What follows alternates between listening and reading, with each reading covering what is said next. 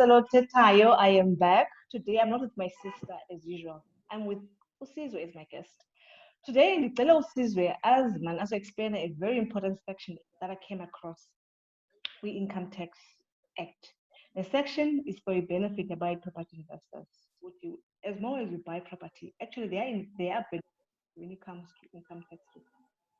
So let Aman Suzaman come explain to me and to our viewers so that abantu bayazi information bayisebenzise for their benefit.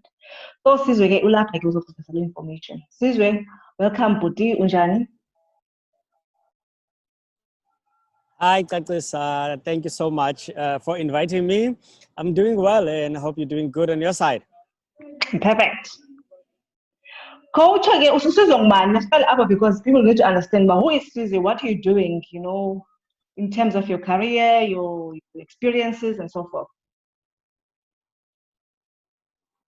All right. Well, I'll try and summarize myself or my life. I summarize. Yeah, because umntu sephilile for a very long time, and but yeah. Okay, I'm Sizwe Gcilitshana, and I'm a happily married guy with a baby daughter. Married a beautiful woman. Mm-hmm.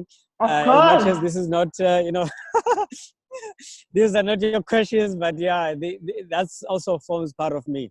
I've got a BTech degree in internal auditing, majored in accounting, finance and tax. So, and then I've been working in the corporate space, the private sector for over 15 years and covering all those, all spheres of finance, accounting and tax.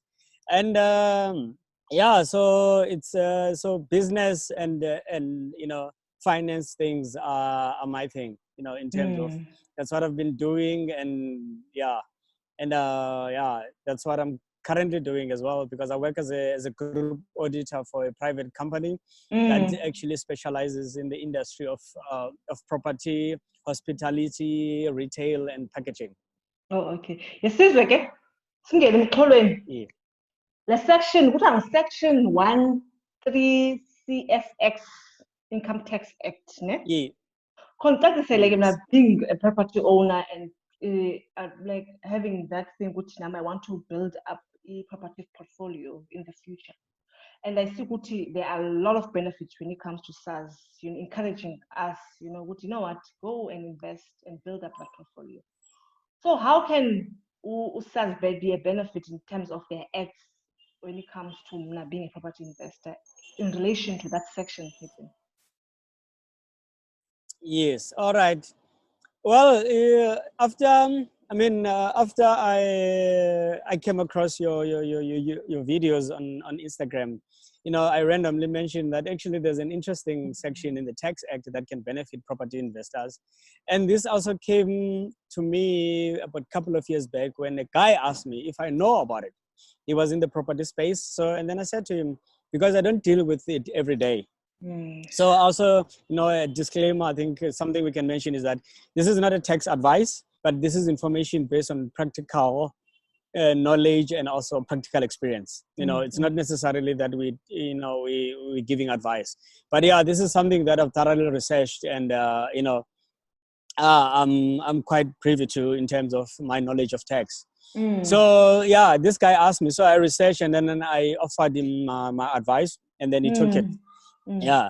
So the Section 13 SEX or Section 13 SEX Act, of the Income Tax Act, basically says for property investors, people that are buying to let, there is an allowance that they've introduced in 2008. So this is something not fairly new, but yet it is fairly new because not everybody knows it. It's only the select few that knows it, but it was introduced in 2008 because in the past, tax or the receiver of revenue, which we call South African Receiver of Revenue, SARS, they were not giving significant tax relief to people that were in the property space, especially residential property. So now after that, they looked into it and then they amended the act and then they offered this Section 13 SEX. So basically, the Section 13 SEX says that people that are buying property, residential property, they are allowed to write off claim from SARS a certain percentage of the cost of the building against their tax, against their tax levy. That is, if you're filling in the tax return for a tax period, you are allowed to claim a certain percentage, that is from 5% up to 10%, whether it's for a normal unit or a low cost housing unit. Okay. So that's what it basically says in a nutshell, and there's some requirements to it with which we're going to touch base and give an example, and also just a bit of a caution to it as well. If you're doing it, how you should do it and why you shouldn't do it. Okay. Sizwe, okay, you're saying about you can benefit incentive of 5% or to 10%. So if many properties who's benefiting, properties. Yes. In simple terms, the requirements are for they are specific and they are very clear. First one, it must be for properties that were acquired or built after the 21st of October 2008. So it shouldn't be anything. Yeah. So it must be for property that was built or acquired after that. Obviously, now we are in 2020, of which that is a long time ago. 2008. That's it's just over 12 years. So the timeline for that, obviously now probably it's going to be something that is fairly new. And then one of the requirements is that the property you must have a minimum of 5 properties. Okay. And then a minimum of 5 properties for you to qualify. So, which that means, if you're trying to explain, is that you can have 2 or 3 properties, but then the moment you purchase additional properties, and then they reach the minimum threshold of 5, and then you are able to, to tap into this allowance. And then there are other certain requirements that adds up to this, which means is that also the property must be new or never been used before. I will try and explain those. And then the other one is that you must be in the business of property rental. So this property that you're using, some of them can be a mix of you using them as your residential. And then the properties must also be situated in the country, of course. They must be in the Republic. That means you can't have properties in Lesotho or elsewhere in the continent or overseas. And then you try and claim them here under SARS. And so that is what it means about the requirements. That yes, it must be minimum of 5 properties in your portfolio, and then they must be new or never been used. So it doesn't refer to secondhand, and then it means that you must be in the business of property rental, basically. And then the properties must be in SA, and then you must never use one of your property as a primary residence. Oh, okay. And So those are the basic requirements before we can go into the examples and the technicalities. So you must meet those requirements first and foremost before we can go to technicalities. Oh, okay. Oh, so simply it means that as a property owner, I must have a minimum of 5. So let's say again, Sizwe, I have 3 already now. Obviously, I don't qualify for that incentive. And then during the course of the year, I buy 2. And also they are new, have never been used, the new development. So does it mean now I qualify because already the 3 were existing, but I just added 2? I didn't buy at once the 5. Yes, by the interpretation of the law, it says that a minimum of 5. So basically now when you add 2 more, and then it pushes you to that threshold of 5. And then now if one or both of the new ones that you've purchased are new or have never been used, let's say it's new and it has waited for a while, it hasn't been used, and then which means for that tax period, you qualify to claim the cost of you purchasing that property or the value of that property. Yes.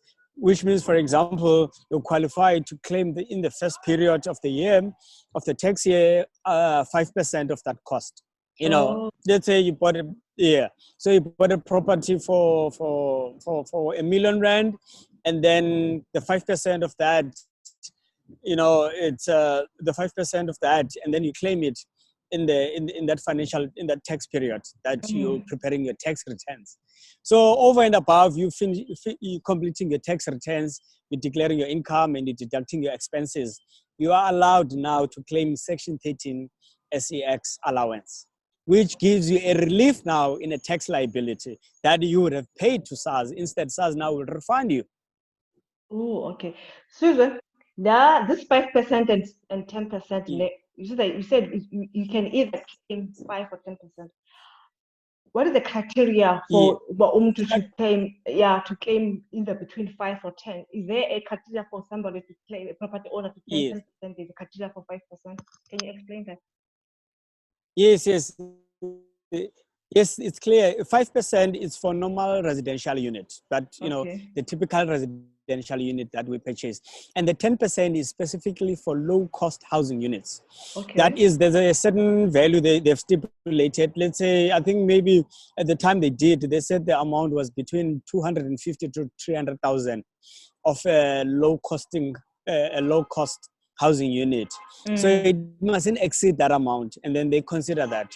So now, if you buy something, if you buy or build something that is even at below that or at that amount, they consider that. They even give you a further 5%. So they give you a 10%. But now, if you're buying your typical residential middle class to upper market, and then they give you 5%. So now the lesser the cost, which means you're benefiting even the lower income earners. So they give you a further advantage. So because I think one of the things that I want to bring in, the receiver of revenue is partnering with businesses or people that are trying to help the economy as well. So thereby, in this case, is that if you're building houses for rental for people that are low income earners, so they are incentivizing you that the more you build and renting out, you're also helping the economy, because now someone who's working, they'll be able to have a shelter, and then they can pay a rent. And then in that case, there's another specific criteria for the low cost housing for you to qualify for that 10%, is that your rental income mustn't exceed 1% of the cost. For example, you build or you bought a property for 300,000. So now the rent you charge that person mustn't be more than 1%, which is 3,000 a month, for you to get to that 10%. So which means, this is why you need a bit of a specialist or someone to advise you in this, so that you fully benefit on this, because you don't do one and then you think you qualify, because now you might get your tax rejected after you've done all the transactions, So this is a very, very technical subject that does need someone of expertise. However, if you plan it well, and then you meet all the ducks, it's a very lucrative and attractive incentive for people that are in the property space to are investing for long term. Oh, okay. Okay. In every situation, there's a pros and cons. What are the cons? Yeah.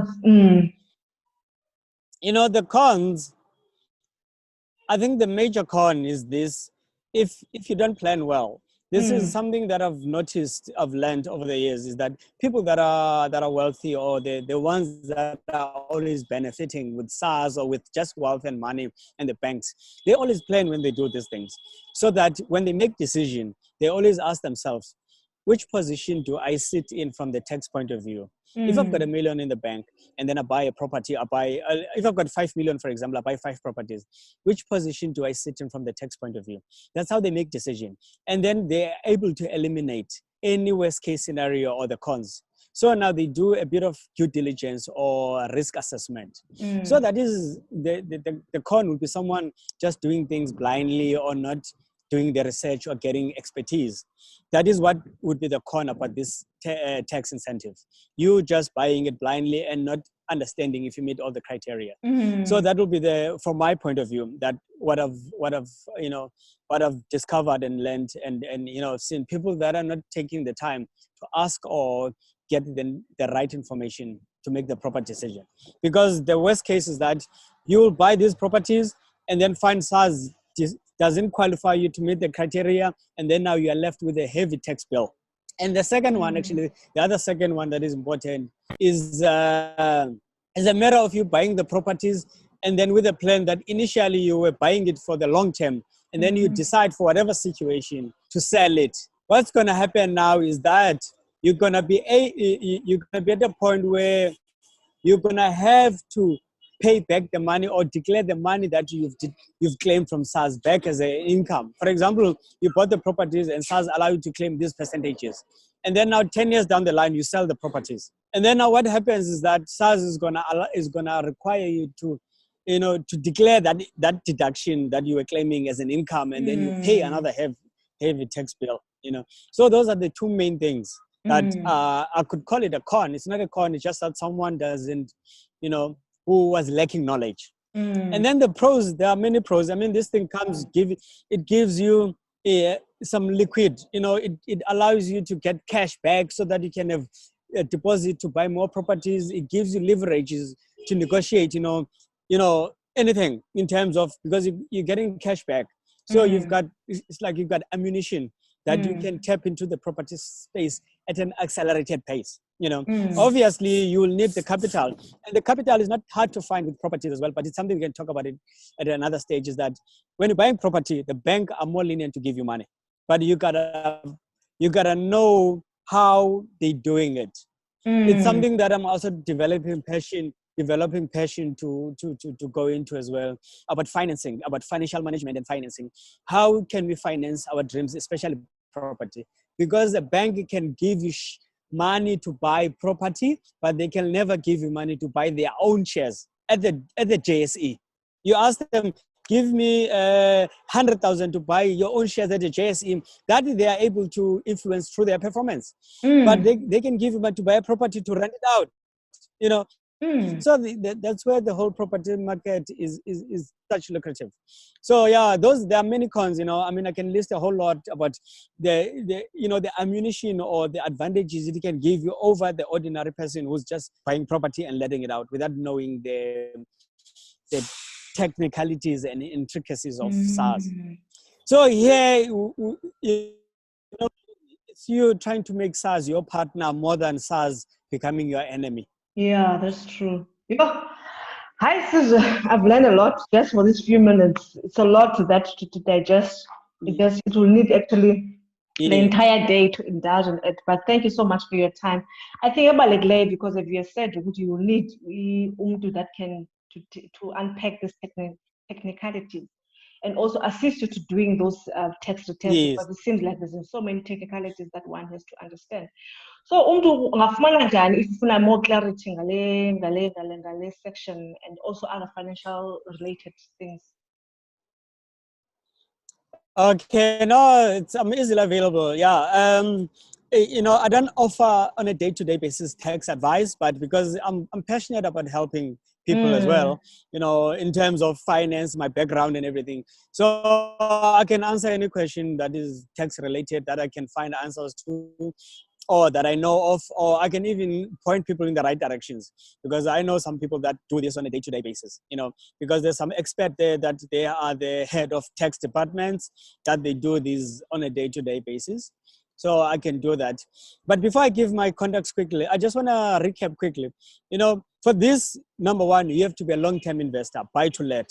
And then the second part, you have to meet all the requirements, not just one. You have to meet all the requirements. And then, so that is basically in a nutshell that you got to do that. And the other one, you have to do it for the long term and as a buy to let, as a property invest with a rental, not just buying and selling.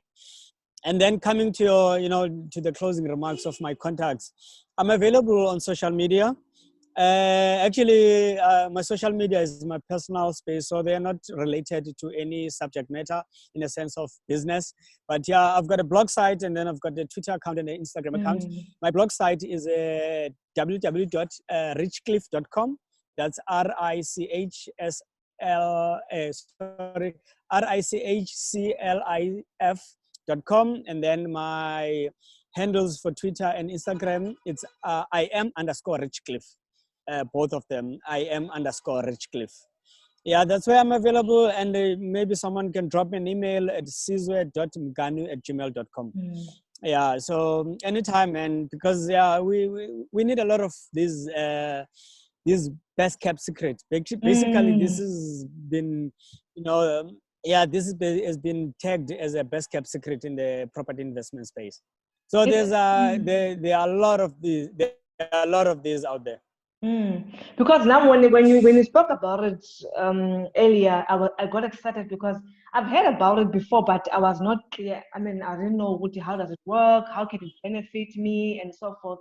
I said, no, when you spoke about it, like, no, Sizwe, you must come and share this information. It's very much important, especially young black Because people, because this information as from it's not easily as accessible to us. We have to appoint somebody, or you have to go to a workshop to hear about these things. So having this platform is to share that information. Absolutely, especially getting the background work, because sometimes someone can charge you just to get this research, which is easily available online, but it's just that someone needs to understand it and then package it well. For example, one of the reasons that I came across as well when I was, reading more on this, like when you're building specifically for the mining industry, you can also get up to 100% of of the deduction on the property cost. SARS can, but there are ways to get around there. There are many other, not a lot, but there are quite a lot in terms of, SARS can say, if you know what you're doing, we can help you. But that is why now that is why I'm starting to find out the people that that are making it in the property and in the business space, they don't make decisions based on also on emotions and everything. They find the thing like, you love the property space, but now they find, how can I benefit in the property space? Just merely saying, I want to invest and I want to rent, I want to buy to rent. They just say, how can I do that? And they consider SARS as their partner. They say, how can SARS benefit me for me having this? Because if we're helping the economy to grow, SARS is guaranteed to come and play to assist. And to throw a bonus, one of the things that I'm also passionate to do is helping people in the property business to say how they can make deals before they even make it, know how much is their return on investment. For example, you're buying a properties, you're going to rent it out to 10 people. Do you know how much is a return on investment per tenant? All right. In closing, I just want to say maybe something we can talk about the future.